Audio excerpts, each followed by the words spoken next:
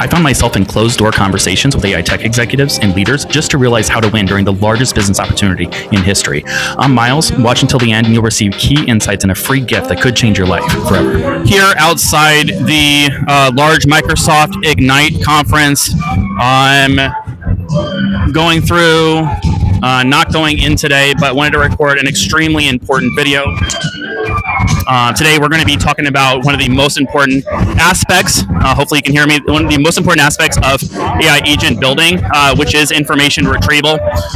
Information retrieval is by far the most important aspect of AI agents because AI agents do not work without the very unique and specific preferences, policies, and procedures and protocols associated with the individual small business or enterprise.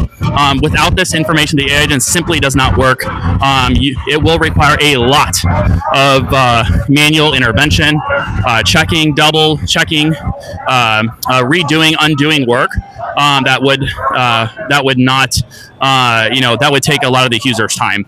Now, to build really truly autonomous AI agents, the most important part, again, is that it has enough information. And when we deep dive and actually look into and run these models, we understand now that there are some more advanced strategies in information retrieval.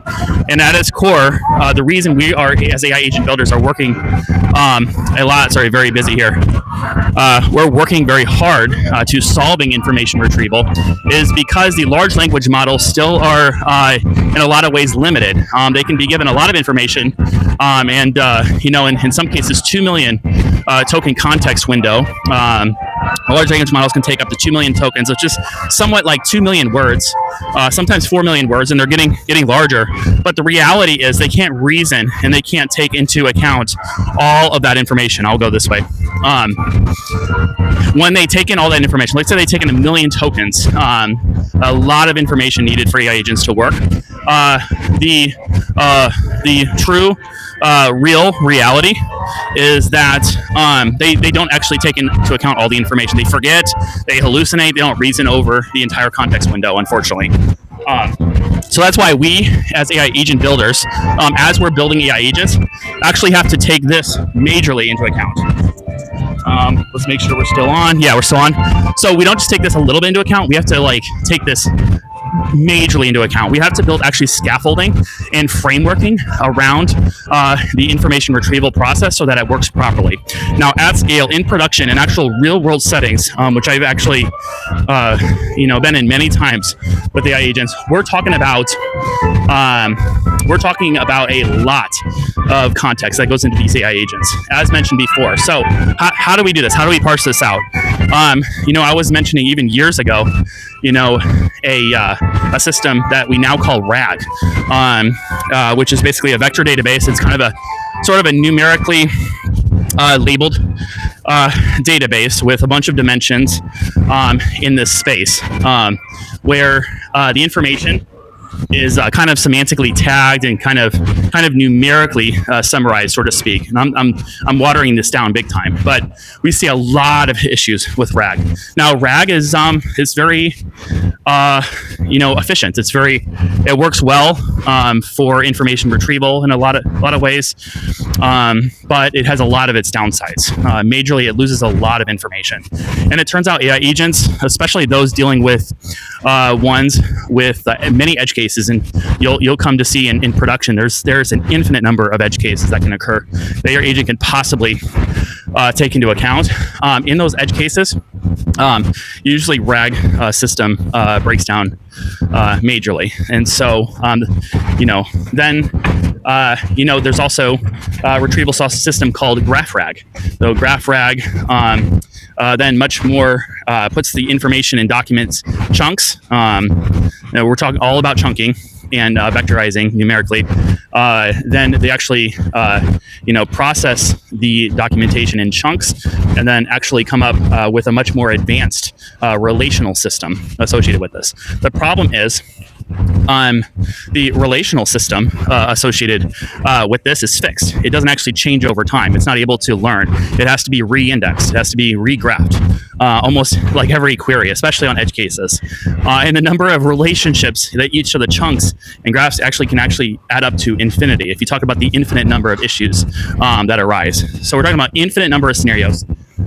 Infinite number of relationships that these chunks of information, packets of information can have, turns into a mess. It doesn't actually handle the edge cases, the use case that we're talking about.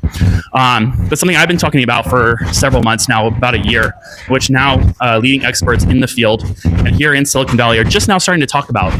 Now on podcasts and interviews and articles and blogs and Reddit forums, you kind of see this just trickle out just a little bit. The problem is there's so much noise. There's so much talk about AI agent building that it gets drowned out. So you get a lot of noise about it, but you don't get a lot of signal. So what I'm kind of describing today is, what is known as summary-based agentic RAG, or summary-based summary-based hierarchical agentic RAG, or agentic RAG in general. And we're still coming up with kind of the terminology, but thank goodness finally, some people who have influence and confidence in the space are really starting to come out with the actual terminology. Now, what agentic RAG is it doesn't say, let's pull all the information in one sitting. It's that we're okay with using more token space and summarizing each chunk of information. So the chunk is, has a set number of, tokens in it. And then the summary has a much smaller amount of tokens in it, words, so to speak. So much less words than the actual chunk itself. And so the chunks are actually listed in the actual context window of, say, the first query, or in one query, n-1 query. And then the nth query, so the next query, it's pulled into the context window, the full chunk. Because it's identified, this summary might apply, we're going to put it in the context window. So why are we doing this? We're avoiding what's called context rot. So the context window is very large, and some of these large language models are still not large enough to handle kind of larger, robust use cases that we really need to see today.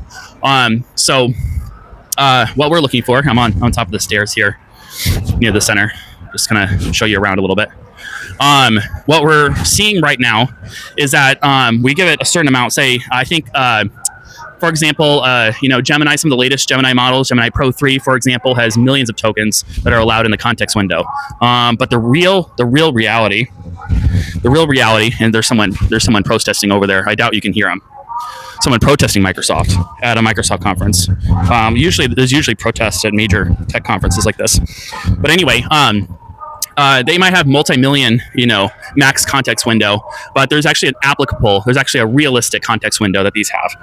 And usually, like even ChatGPT 5 has probably, I think they say 50 to 100,000 tokens. Then the context rot really starts to come in. Now they have needle in a haystack performance models, which are filling out the full context windows. That's great. Even still, also, it's very expensive to put all of your information in the context window. Every input token, like for a developer, for example, when you use the API, every input token that goes in costs money. Every output token costs more money. Every reasoning token costs more money. And the pricing is on each of the large language models thing. So yeah, I'm not talking about just the web application. I'm not talking about just little wrappers. I'm talking about the actual API associated with these large language models, which we as builders utilize. And in these, we have to be very careful about context rot. You can find it through experimentation. The context rot in these situations are very kind of well identified. They're well calculated.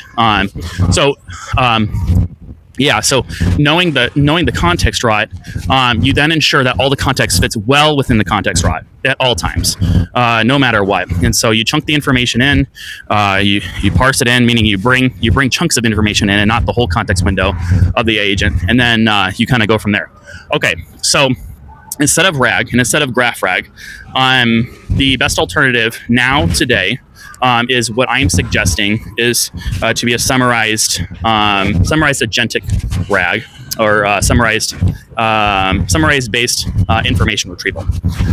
So what is that? So yeah, like kind of as I was mentioning earlier, each chunk of information is summarized, and then it's actually parsed into the n-1, the previous query to the large language model, and then that large language model decides what of these summaries is going to be most relevant in this situation. Okay, so and so through the system prompt, it's actually going to decide, okay, let's bring in our information, the full chunk, so that we have it in the next planning stage. So the next planning stage or next query of the large language models, and so then it's able to make better decisions with the full context.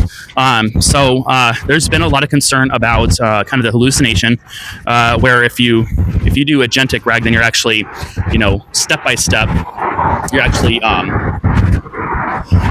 losing information as you go along. If one stage or one scaffolding, kind of messes up and doesn't choose the right summaries, then it can have a cascading effect to the end result. This has been true as well. Also, a lot of queries to large language models, the mathematics behind it means, you're paying on the orders of like pennies per query, which can add up quite a bit. And that's just the information retrieval aspect. So what I'm suggesting today does work a lot better in large scale scenarios. We are heading to more large scale, we are heading into a much more robust AI agent world, because we're just at the beginning. And therefore, we also believe, sternly believe, as a community here in Silicon Valley, that the large language models are going to get better, much more performant, lot less hallucinations, and much cheaper. I've kind of cited it before, but Andrej Karpathy on Darkesh's podcast fairly recently, he's talking about a cognitive core. He suggested a sub-billion parameter, in other words, extremely efficient, low latency, extremely fast large language model that's extremely performant, that doesn't have a lot of memorized information, but it has information that's just really good at reasoning. It's really good at deciding on what tools to use, what information to put in what tools. It's really good at following instructions that it receives in. This is what he described as cognitive core. So if you listen very carefully, these are the largest points of like a 2-hour podcast. Massive insight in just that 15-second clip that he described the cognitive core AI model. So when you have a really robust, really smart, summarized summary based agentic RAG system paired with a very lightweight but accurate and extremely good at being at the cognitive core, a sub-billion parameter model, which means extremely cheap to inference, it takes very little computational power and electricity. When you combine those two, which we should have access to, I'm not in the business of making my own AI model. There's a lot of work being done. There are billions of dollars, tens of billions of dollars, almost hundreds of billions of dollars being put into AI research and being created by these. Someone's going to create a cognitive core model that we'll all have access to. Be very lightweight. We'll be able to run on our laptops, blah, blah, blah. And they're starting to come out. Open source models we can mess around with. We'll have access to that. But then we can build a scaffolding. We can build a strategic scaffolding, and which is what I'm describing this next generation of information retrieval models. That way, these AI agents actually have the information that they need to move forward and make the right decisions, and they're able to handle edge cases. So they're able to know when to reach out to the manager of the AI agent. They'll be able to know, in what situation this is a one-off situation, when it's the persistent information, when it needs to create a new document, when it needs to create a new chunk, when it needs to create a new piece of information that the user has not given yet, when it needs to learn. So it needs to actually create new chunks, create new pieces of information, which is a tool. And then when it needs to access your email as a tool, access your text message as a tool, text, when it needs to use computer use, so click, drag, drop, fill out forms, fill out captchas for you, when it needs to get your password and your username and password to save in a secure database. It learns when to do those things. It's actually thinking. Now, what I'm describing with the tools available, extremely expensive. Computer use, browser use is extremely expensive right now. what I'm describing right now with the reasoning capabilities, with the large memorized models, the trillion parameter models, extremely expensive to pull this off. But when these tools become available, this will change everything about information retrieval. So alas, we're 3 years into the AI revolution that the world has seen since the release of ChatGPT 3. And of course, we're going to be working on these things. There has never been a moment in technological shift history that the whole tech ecosystem has been fully built out in 3 years. And we're basically, all the money is going into, compute and infrastructure. That's just making it a lot more lucrative and better. We don't have to do the heavy lifting, so to speak. There's plenty of competitors in compute that we can rely on an inference affordable future for us AI agent builders. Very fascinating. What's kind of being set up, the whole world is setting up for this AI application, AI agent moment that's about to burst. And when you have information retrieval done correctly, and then secondly, you teach the AI agent, either in the system prompt or the dynamic system prompts, in what are called dynamic AI agents, that it learns how to learn. You teach the agent how to learn really well, how to become a really good intern that's not overly confident, that doesn't act when it's not supposed to. When you actually teach it, system prompt wise or dynamic system prompt wise, these AI agents, we're going to have a new ChatGPT moment. We're going to have a Ghibli moment for AI agents.